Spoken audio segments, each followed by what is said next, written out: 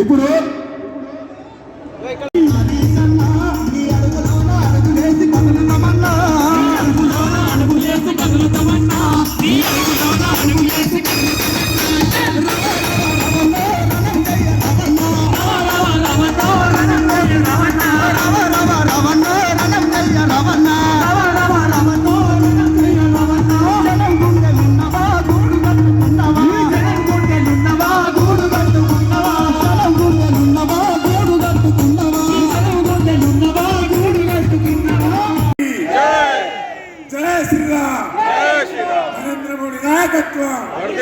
కిషన్ రెడ్డి నాయకత్వం, నగేష్ గారి నాయకత్వం, మీ అభిమాన సర్దార్ పటేల్ గా పేరుగాంచిన శ్రీ అమిత్ షా గారు, వేదికలు అలంకరించిన పెద్దలు, భారతీయ జనతా పార్టీ శాసనసభాపక్ష నేత శ్రీ ఏరేటి మహేశ్వర్ రెడ్డి గారు,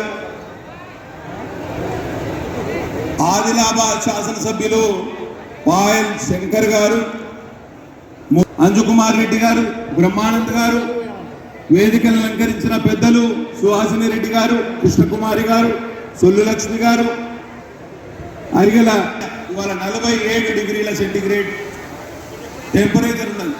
ఇటువంటి కఠిన పరిస్థితుల్లో కూడా పొద్దుటి నుంచి ఈ వేదిక వద్ద ఉన్న మీకందరికీ పాదాభివందనం చేసిన తక్కువ. ఎందుకంటే ఈ ముక్కోన పోటీలో 5 నెలల క్రితం ఈ టఫ్ ట్రయాంగిల్లో నాకు అవకాశం ఇచ్చారు. తప్పకుండా మీకు రుణపడి ఉంటా, మీ ఆలోచనలకు ఆకాంక్షలకు అనుగుణంగా పనిచేస్తానని ఈ సభా వేదిక సాక్షిగా మీకు అందరికీ మాట ఇస్తున్నా. 2 విషయాలు మీ ముందు ప్రస్తావించే ప్రయత్నం నేను చేస్తా. సిర్పూర్ని ఎందుకు భారతీయ జనతా పార్టీకి ఓటేయాలి, కాంగ్రెస్ కు ఓటేస్తే ఎందుకు దండగా, ఈ 2 విషయాలు నేను చెప్తా. ఒకటి, భారతీయ జనతా పార్టీకి ఎందుకు ఓటేయాలి, 2 కాంగ్రెస్ కు ఓటేస్తే దండగా ఎందుకు అనే విషయం చెప్పే ప్రయత్నం చేస్తా. నేను శాసనసభ్యునిగా ఎన్నికై దాదాపు 100 రోజులు అయ్యింది.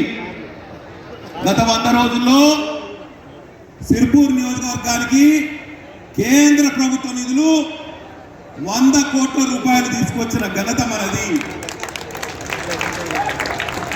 రైల్వే శాఖ మంత్రివర్యుల్ని కలిసి 54 కోట్ల రూపాయల రైల్వే ఓవర్ బ్రిడ్జ్ నిర్మాణం చింతగూడ నుంచి మొదలు పెడితే ఈస్గాం వరకు ఈ కాగజ్నగర్ రూరల్ మండల చిరకాల వాంఛ 30-40 సంవత్సరాలుగా నలిగిపోయే ఆకాంక్ష దానికి మంజూరైంది. త్వరలోనే శంకుస్థాపన చేసి 6 నెలల్లో కాగజ్నగర్ పట్టణ ప్రజలకు అంకితం ఇస్తాం. 18 కోట్ల రూపాయల central road infrastructure fund Nitin Gadkariji మాకు హామీ ఇచ్చారు, దాన్ని నిలబెట్టుకున్నారు. మేమందరం శాసనసభ్యులం ఢిల్లీ పోయినాం.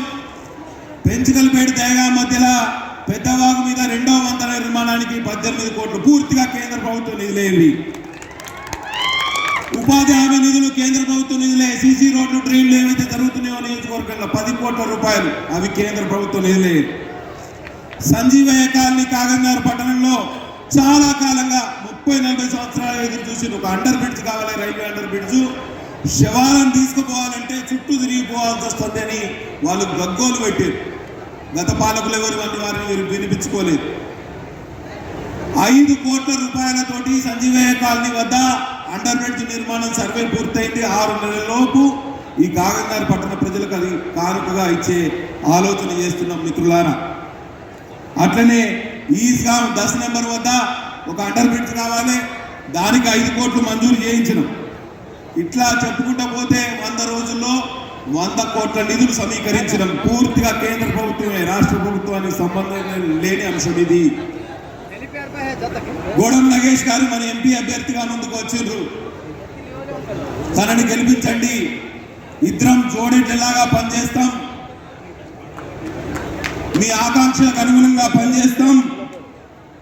సంవత్సరానికి 365 రోజులు, 5 సంవత్సరాలకు 1825 రోజులు. మీరు నన్ను ఆశీర్వదించినట్టే గోడం నగేష్ గారిని ఆశీర్వదించండి. భారతీయ జనతా పార్టీకి అవకాశం ఇవ్వండి. ఈ నియోజకవర్గానికి రోజుకు ₹1 కోటి చొప్పున 1825 కోట్ల రూపాయలు నిధులు తీసుకొచ్చే బాధ్యత నాది. ఆలోచన చేయండి. నాకు అవకాశం ఇచ్చారు మీరు, నన్ను పోదామా వెనక్కి వద్దామా అనేది మీ చేతుల్లో ఉన్నది. రాబోయే పార్లమెంట్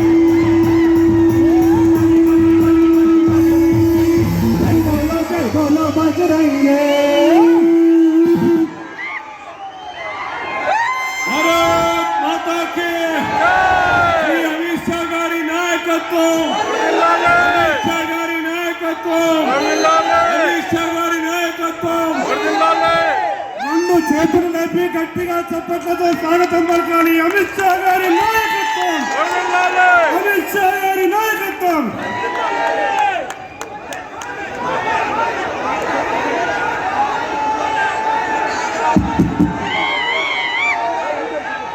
मेरे साथ बोलिए भारत माता की। अरे भाई क्या हो गया है आदिलाबाद वालों की आवाज को? मोदी जी को फिर से प्रधानमंत्री बनाना है या नहीं बनाना है?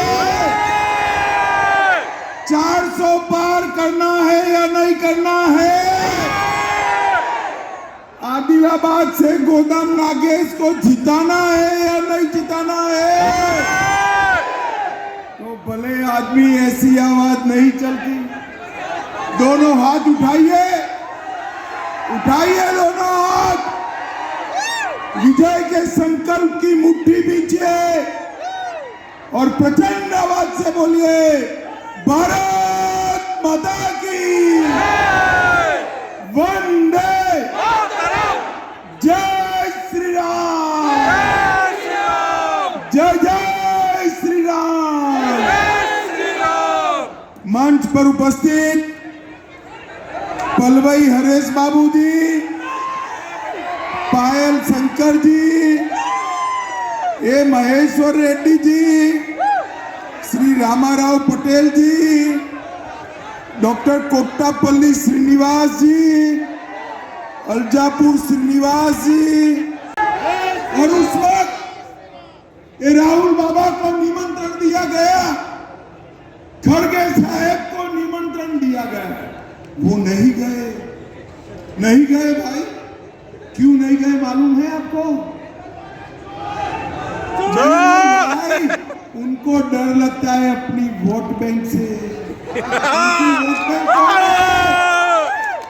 भाई उनकी वोट बैंक मेरे सामने बैठे हुए आदिवासी बंजारा लोग नहीं है। उनकी वोट बैंक कौन है जरा बताओ तो, कौन है? माइनॉरिटी। भाई और बहनों, उनकी वोट बैंक और ओवैसी की वोट बैंक एक ही है। हम नहीं डरते वोट बैंक। मुझे बताओ आदिलाबाद वालों, धारा 370 कश्मीर से हटनी चाहिए थी या नहीं हटनी चाहिए? हटनी चाहिए थी। एक खड़गे साहब कहते हैं राजस्थान और तेलंगाना वालों से कश्मीर का क्या लेन देन? अरे खड़गे साहब, आप 80 पार हो गए, 80 पार। आप तेलंगाना वालों को नहीं जानते हो। मेरे तेलंगाना का बच्चा बच्चा कश्मीर के लिए अपनी जान दे देगा।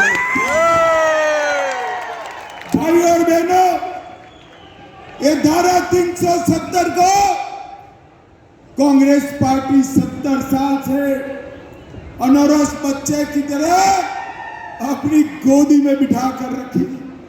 मोदी जी को आपने दूसरी बार प्रधानमंत्री बनाया। 5 अगस्त 2019 को धारा 370 को समाप्त कर दिया और कश्मीर में आज भारत का तिरंगा आन बान और शान के साथ लहरा रहा है। भाइयों बहनों, मोदी जी ने देश को आतंकवाद से मुक्त करने का काम किया। सोनिया मनमोहन की सरकार 10 साल चली और आए दिन ये आलिया मालिया जमालिया बम धमाके करते थे, बम धमाके कर कर चले गए।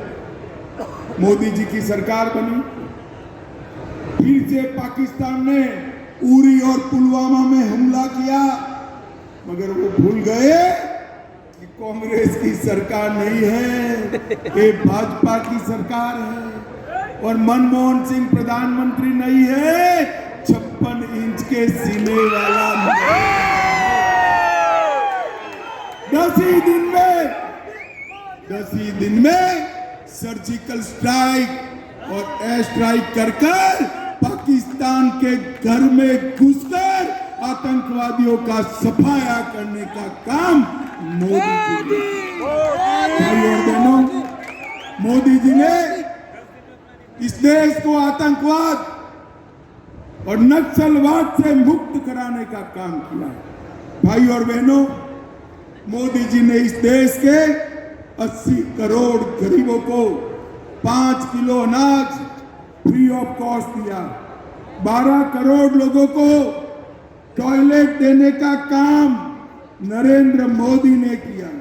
4 करोड़ लोगों को घर देने का काम नरेंद्र मोदी ने किया। 10 करोड़ लोगों को उज्ज्वला का गैस का सिलेंडर नरेंद्र मोदी ने दिया और 14 करोड़ लोगों को घर का घर देने का काम नरेंद्र मोदी ने दिया। भाइयों बहनों, आप सभी को कोरोना का वैक्सीन लगा है या नहीं लगा है? कैसे नहीं चलता है यार? మీటింగ్ అయిందా? జట్టి సిబ్బంది ఎట్లవుతుంది మీటింగ్ అయిందా? అన్నారు అయిపోయినారు డబ్బులు అవ్వడం కాదు. ఇక్కడ మోదీ రాలే కదా, మోడీ అయిపోయినా